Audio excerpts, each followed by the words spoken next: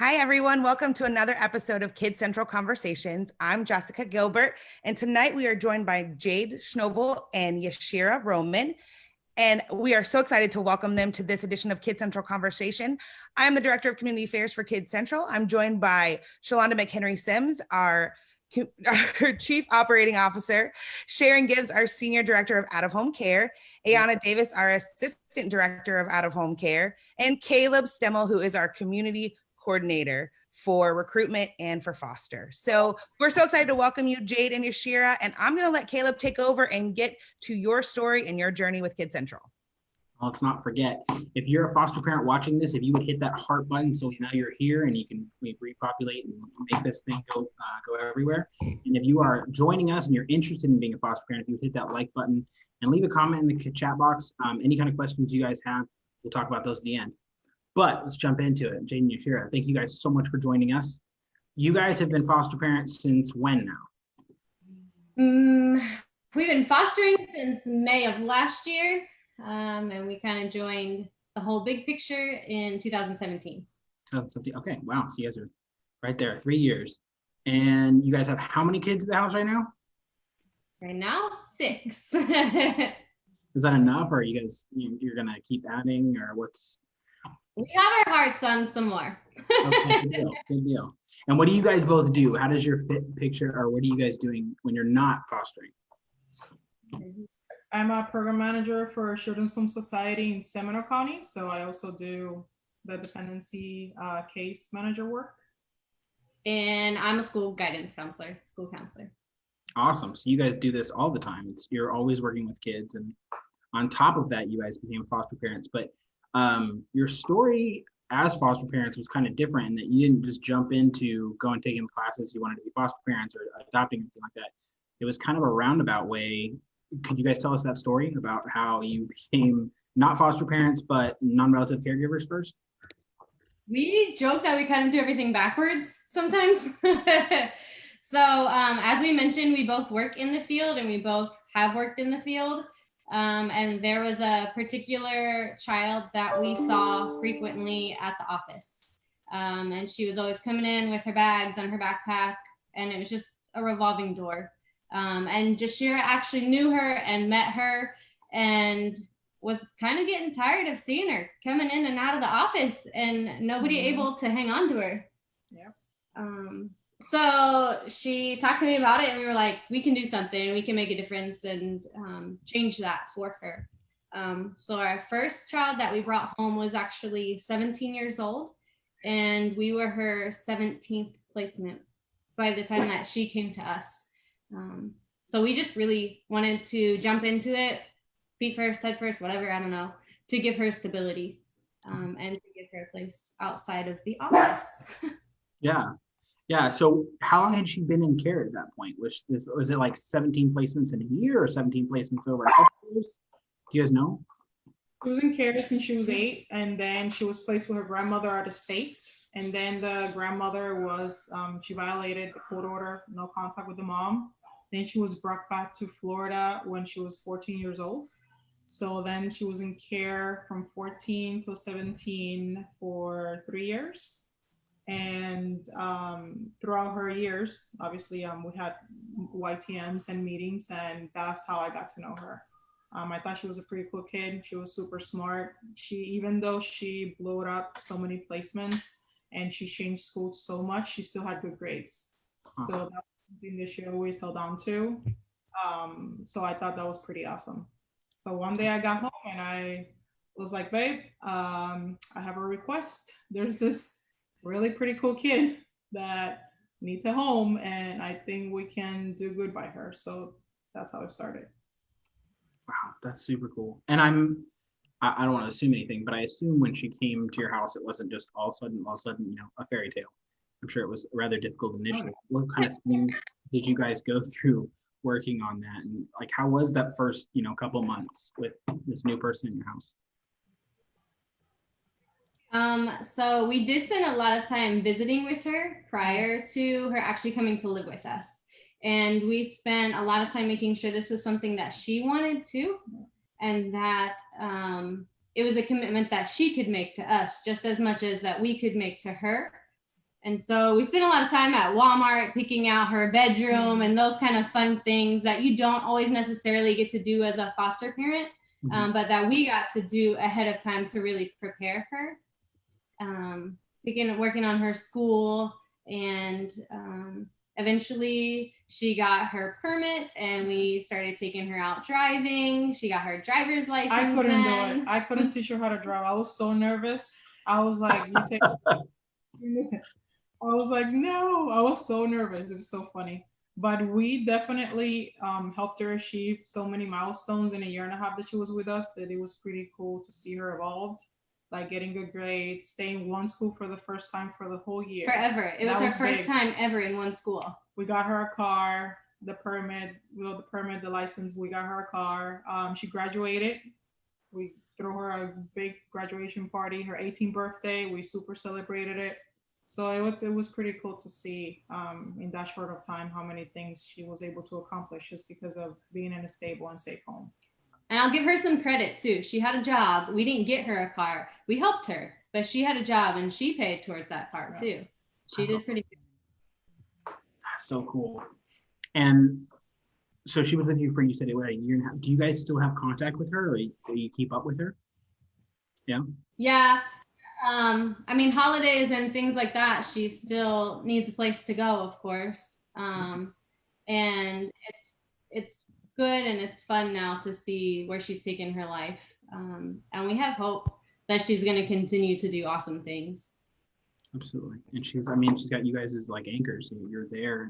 And like you said, it's silly how it's just one day a year or a couple days out of a year, but being a part of a family for holidays is like such a crucial thing. And even though you've moved on, like there's always that need to feel that you need to come back to that. Okay, so what kind of challenges did you guys face with her, or did she face coming into your home and then having to move forward all this? I mean, you talked about some of them, but you said she was an excellent student. Was there like some emotional barriers that you guys had to break down together? We took a training, or a couple trainings actually, on fostering teenagers. The Teen Core training. Yeah, we did Teen Core training. And one of the things that stood out was that children that are used to being in multiple homes or living in group homes have a tendency to go to their room and kind of isolate themselves or watch TV or have their own space.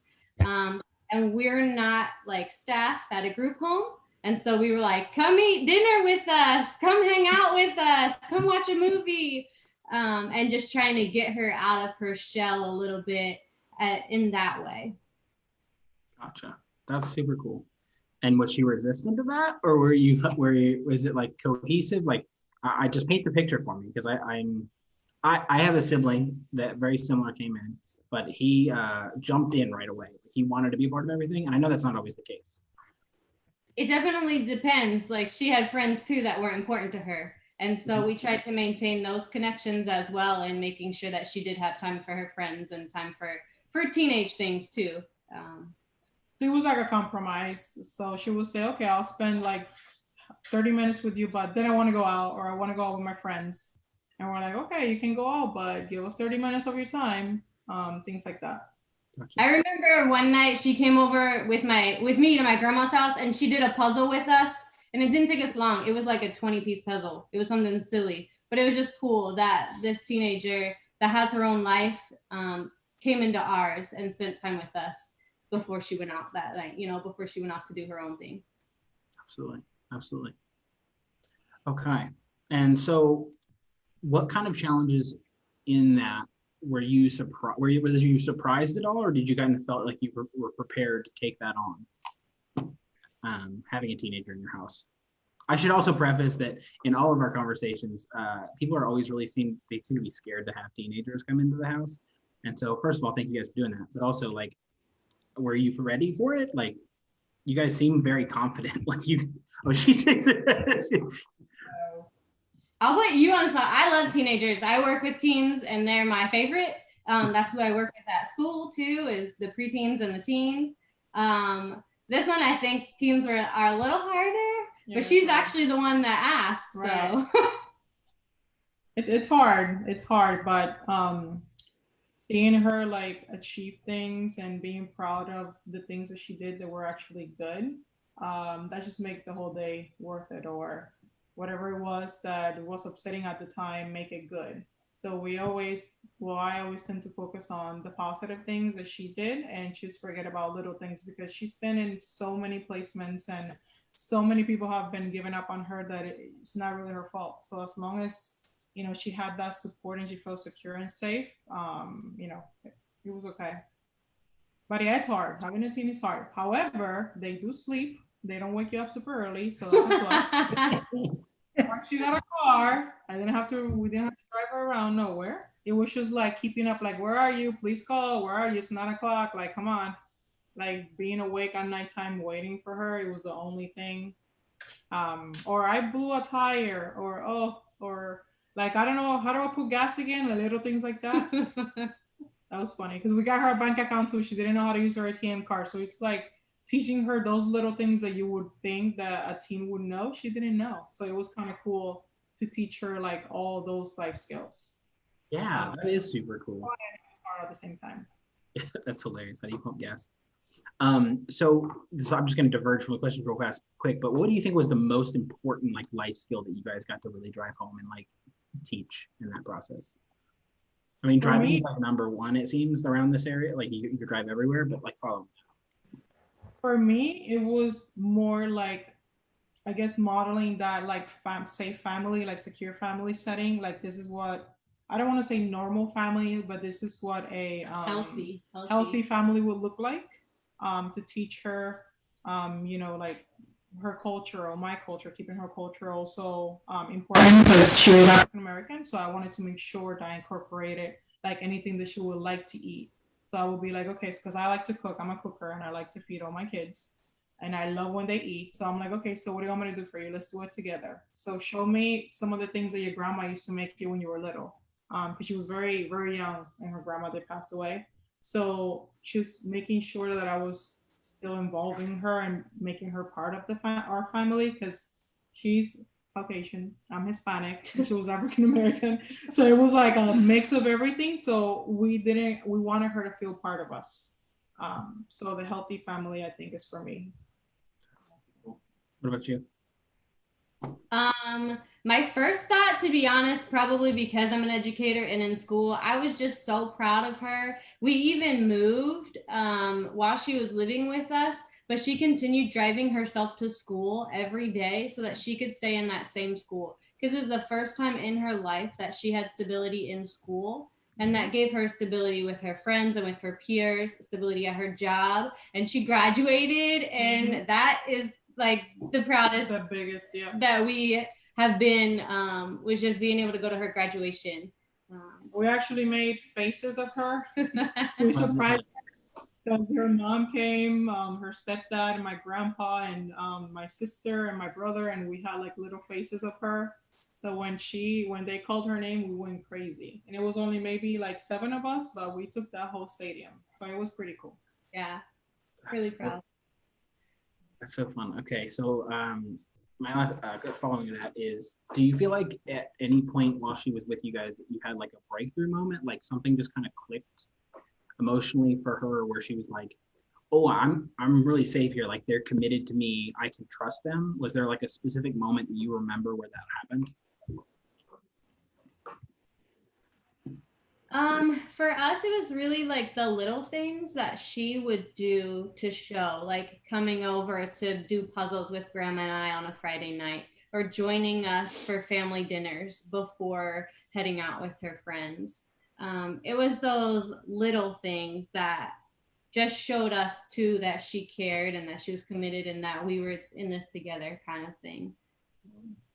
Those are what made it for us too. When she I guess when she got in trouble, we used to say, okay, when you're ready, we're gonna have a family meeting. So we had a lot of family meetings, but then trying to change it up a little bit, we were like, okay, let's have a family meeting. She was like, what do I do? What do I do? I'm like, no, this is just to talk about, I don't know, like X, Y, and Z, like good things. Not every time we have a family meeting, you're in trouble. So it was kind of funny to see how she like took that correlation. I'm like, no, we can have family meetings just to talk about what we're gonna do over the weekend, or just to talk about your day. Like you're a teenager and you're driving yourself. I haven't seen you and like forever, like, let's have a meeting and let's talk. What's going on in your life? So that was kind of funny. But I know that at the beginning she was always scared, like if we were gonna kick her out, because so many people have been giving up on her. She used to pack her bags. We would come home and she had her bags packed. At the beginning, she didn't unpack for a bit, and we understood that, so we gave her time to get adjusted and to know that she was okay. So you just have to, have a lot of patience and give the kid time. Lots of family meetings. I mean, my mom still texts me and she'll be like, we have a family meeting. And I'm like, what did I do? So I love that. So when in the process of this and in this story, did you guys realize that you wanted or needed to become foster parents? What did that transition look like? For me, my job, I see so many kids waiting for hours at the office. It is super sad to know that you're actually clocking out at 5 and you have a home and you have a bed and you have somewhere to go to and to see your family, but those kids don't. They just got removed. They don't know where they're going. They don't know none of the workers there. Everybody's doing their own thing in their computers and they're like, what's going on? Until placement has been found. So it's very, very hard to see that and actually live it. And, it's just my heart, it just crunches every time. So that's, at least for me, the reason why I wanted to become a foster mom, because I know that there's a lot of need and I know that they're going to be taken care of at our house and they're going to be safe and loved. And that's mine. And I see it before kids are sitting in the office. I work at a school and I work in a very high poverty, low income, high risk area, I guess you could say. And I would have kids that would come talk to me as their counselor, and I would build a rapport and a relationship with them, and then they would not be there anymore. And as their counselor, I knew what was going on and I knew what happened. And I also know the other side of what their life looked like coming into care or going with relatives or something like that. And it was a constant. A lot of my kids were getting interviewed and a lot of my kids were coming into care or going with relatives, or the need was so obvious at her job, at my job, and what we do every day, that we needed to show up for them. We definitely feel like we could do more. And so that's when we came together and we decided we're gonna get licensed and not just be non-relatives for one, but we're gonna get licensed and continue to help more kids and do the best that we can to give them that safe, healthy, stable place. It might sound crazy, but some people don't even think that they need to give anymore, or that it's in any way their responsibility to do that. Does it ever occur to you that 6 is enough, you can stop? No.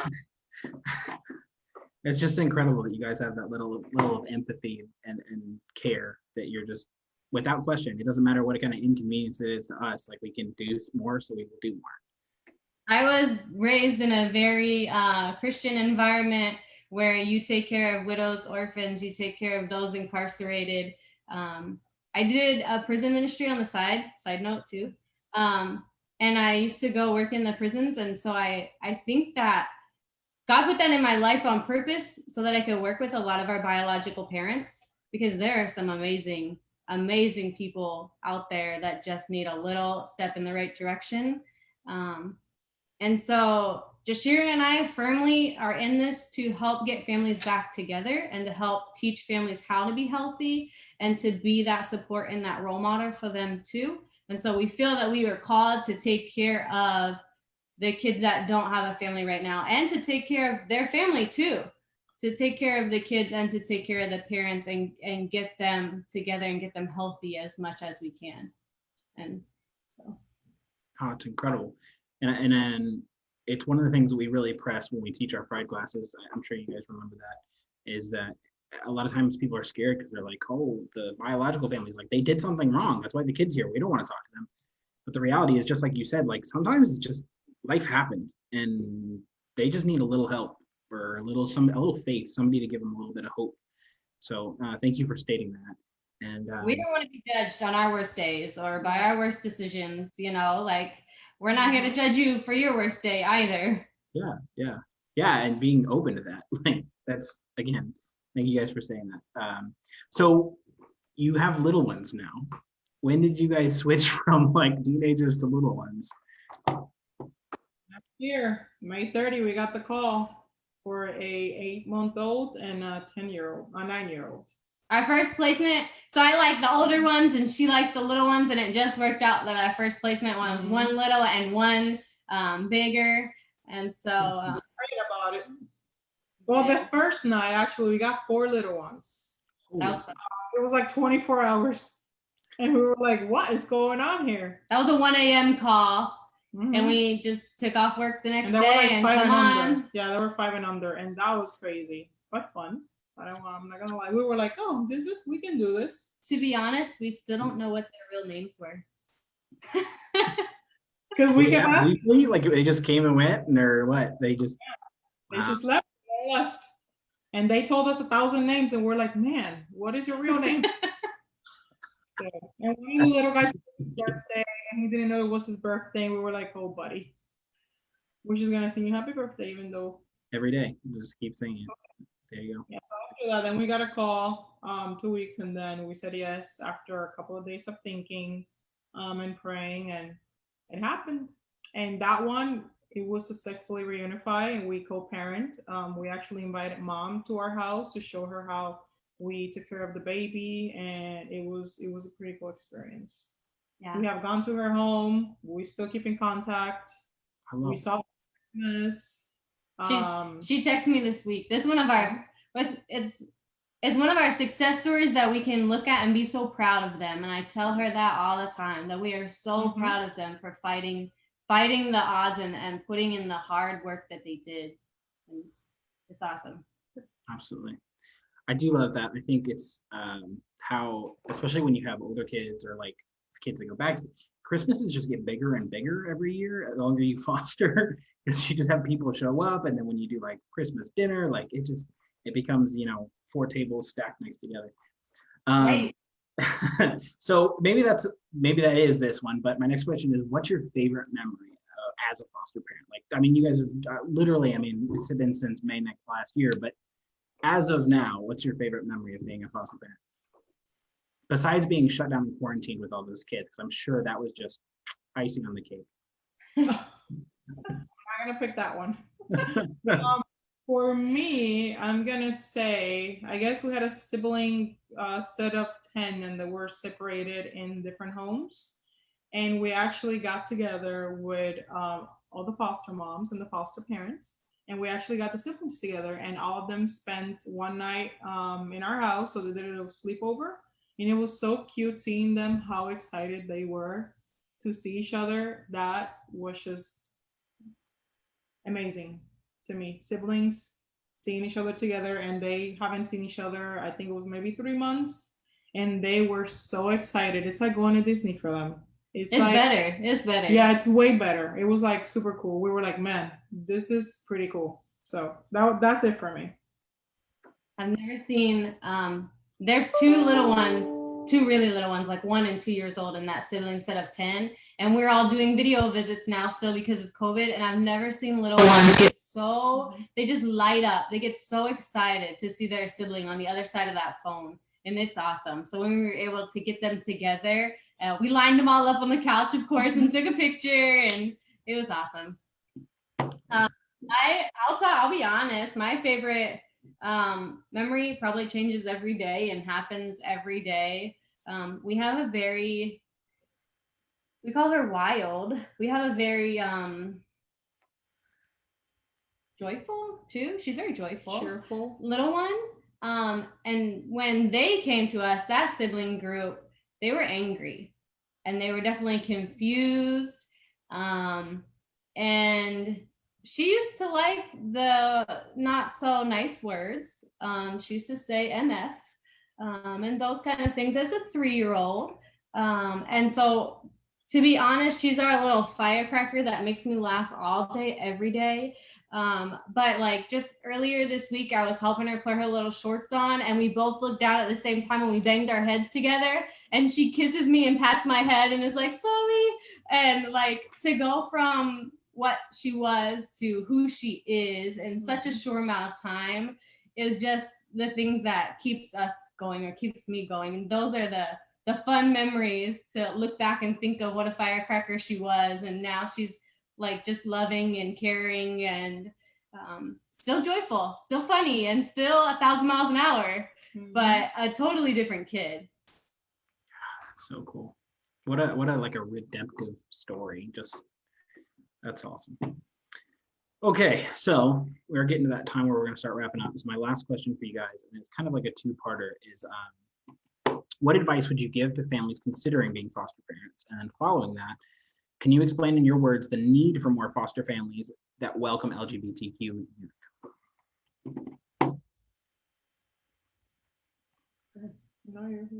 It's a complicated question, I know. He loves it. I wouldn't agree with foster families. I'll do anything to get more those quality. Good that genuinely care.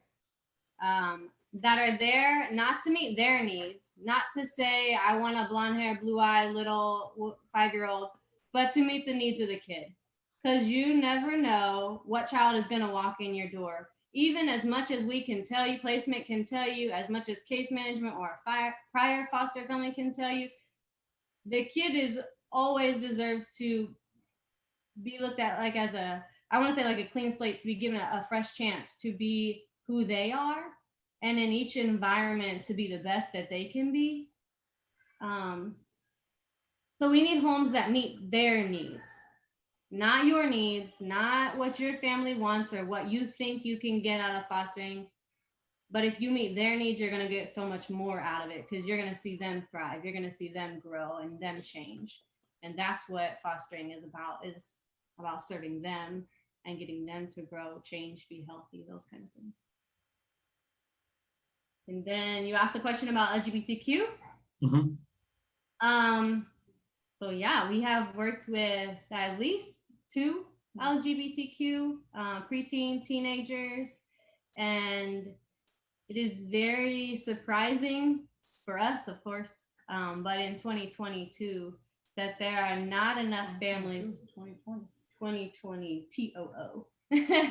That there are not enough families out there that are accepting of kids who are still trying to figure out who they are. They're kids. They're trying to figure out where they belong and who they want to be. And so more than anything, they just need the grace to have some freedom and figure it out. I like how you said that. The grace and the freedom to figure that out. Absolutely. Okay, so I'm just gonna let you have it. It's a soapbox. Is there anything else you guys want to add at the end here? You talked about it, how we need more families. Go for it. What else would you like to say? Don't be scared. These kids are awesome. I mean, truly, we are blessed to be in their lives. We are blessed to be part of their story. And I really can't wait to get to heaven and have a big old reunion to see everybody, because I know it's coming. I would say don't judge a kid to their history. You know, that doesn't define who they are. They are more than that. They are kids, they're human beings, and they need you to heal. So, you know, she's open, be an open heart, be an open home, be an open door, and just do what's best for the kids. You have, you know, the Lake County support. You can call us too. Yep, we'll be there. We'll support you and any advice, and you know, just definitely open your hearts to the kids that need it, because they do. You won't regret it. I really love that you guys said just grace. I think if everybody just gave everybody else a little bit of grace, we would get so far in the world. So I have a few questions from our live chat on Facebook. And one of the things I thought was really relevant for right now, especially since we've been virtual learning and being at home so much, but how do you guys monitor or keep track of social media with your teen? There are so many platforms to keep track of. How do you do it? Well, you get Xfinity, and you are able to actually block adult websites, and you're able to have a timer, and you time. You reward the internet usage and the time frame that you want them to do. So get Xfinity. And be aware, have those conversations, be open with letting them know if you want a phone, you're going to talk to me about it and what you're doing on there. And I'm going to follow your account. And yes, I'm gonna comment and be your mama on there, and I'm gonna heart, and I'm gonna also say, what are you doing when we need to? Yep. But we're gonna just be involved. Yeah, I think that's the most important thing for any parent is to be mindful of what your kids are doing on social media, on their phones, on the internet, on even TV anymore. So that's great advice. I think I'm going to throw this question to Miss Sharon really quick, but someone asked, can I become a foster parent and have adoption as an option as well? Or is it just foster, just adopt, or is there a foster to adopt option? Quite naturally, we do have foster parents. We have foster parents that do end up or starting out wanting to just foster. And then, of course, they fall in love and then it does turn into adoption. We do have some families that go through the pride and just straight want to adopt. We do have some foster parents that start out fostering with the intention of adopting. Thank you. And all of our orientations, our training classes, everything has moved to a virtual platform right now too. We hope to continue some of that past the current pandemic so that we give those options because we do cover 5 counties. We cover Lake, Sumter, Marion, Citrus, and Hernando counties. So we have those options available. You can always reach out to us through openyourheart@kidcentralinc.org, or you can call Monday through Friday, 8 to 5, 873-6332. We talk a lot more about that, Jessica, through orientation.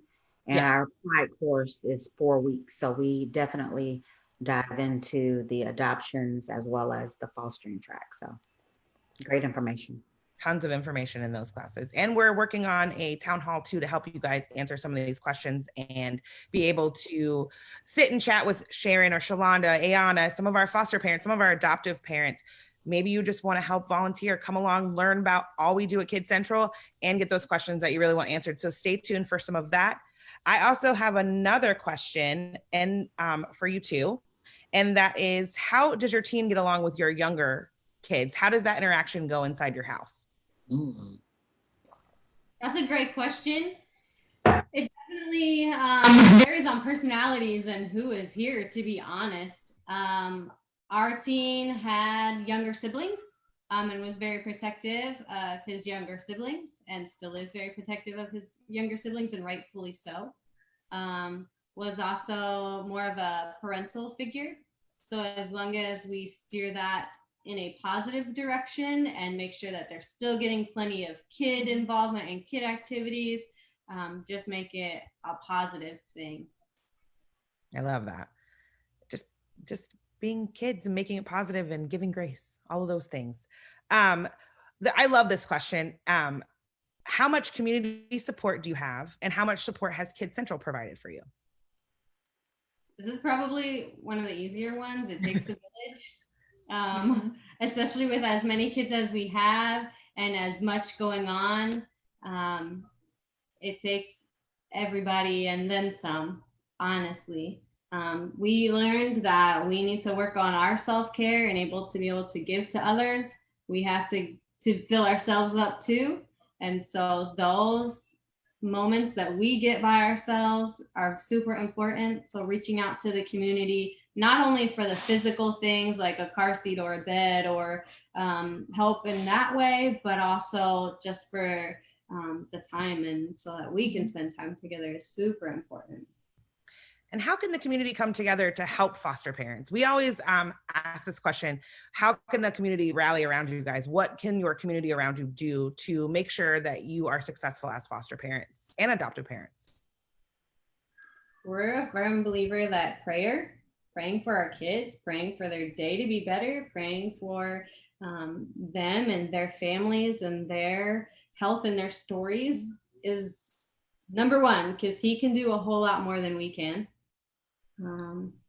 And then everything from just a phone call to check in and say, hey, how you doing? A meal, of course, babysitting is always welcome.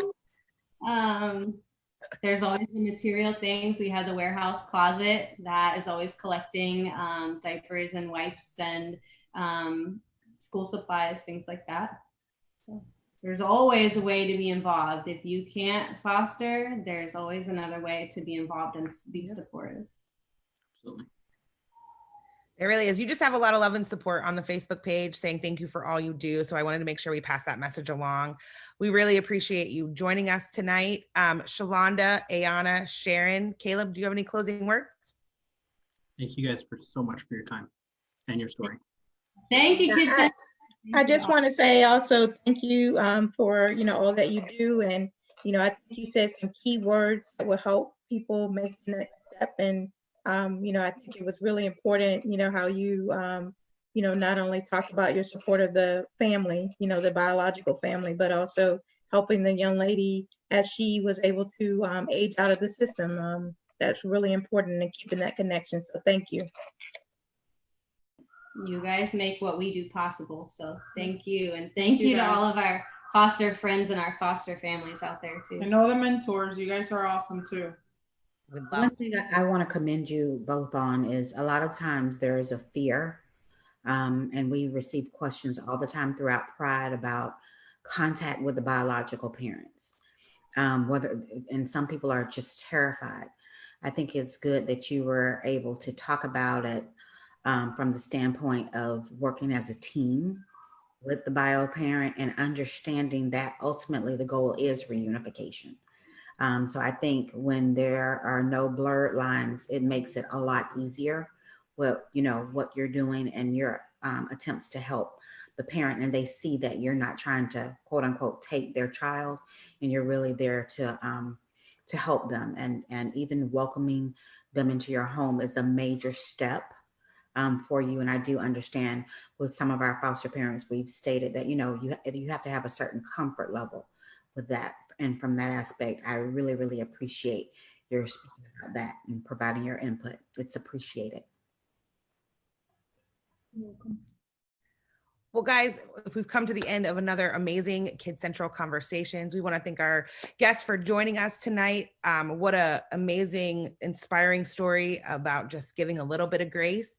We're back for our next episode of Kid Central Conversations on September 17th at 6:30 p.m. right here live on our Facebook page. We hope you enjoyed it tonight. If you have any questions, anything that you want to find out about foster and adoption, please email us at openyourheart@kidcentralinc.org or give us a call at 352-873-6332. If you'd like to become a part of our community of care by becoming a volunteer, an intern, a donor, a supporter, please reach out to info@kidcentralinc.org. We'd love to have you be a part of our community of care. And we thank you so much for joining us tonight for this episode of Kid Central Conversations. Have a great night. We'll see you in September. Thank you.